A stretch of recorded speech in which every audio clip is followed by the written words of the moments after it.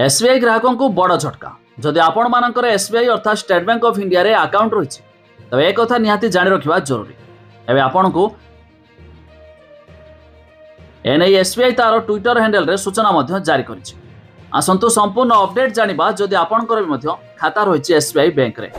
जानिबा पूर्व वीडियो को लाइक करंतु, सब्सक्राइब करनथिले एबे सब्सक्राइब करी पाखर थिबा घंटी चिन्ह को दबाइ दियंतु।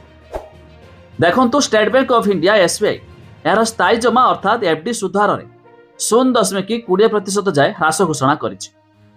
एबे एसबीआई यार एक वर्षीय एफडी लगी 6.70% सुध मिलिबो।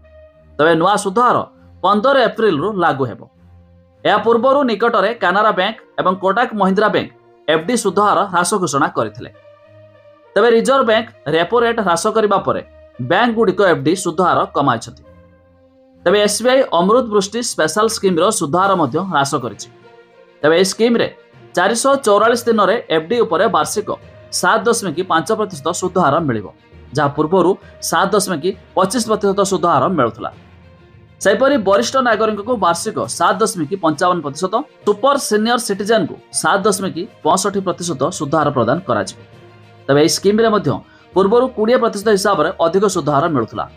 हेले एबे समस्त स्कीम रे एसबीआई तार इंटरेस्ट रेट रे 0.20% ह्रास करिछि, जाकि एनै मध्य बड़ घोषणा जारी करिछि। जदि आपण मानकर एसबीआई रे अकाउंट अछि आ आपण भी एथिरे एफडी करिया पय प्लान करूथबे तबे जानतु एबे आपण को 20% सुधार कम मध्य मिलिबो। तबे आपण मानकर एसबीआई रे अकाउंट अछि कि नाही ता निहाती कमेंट करी जणाइबे।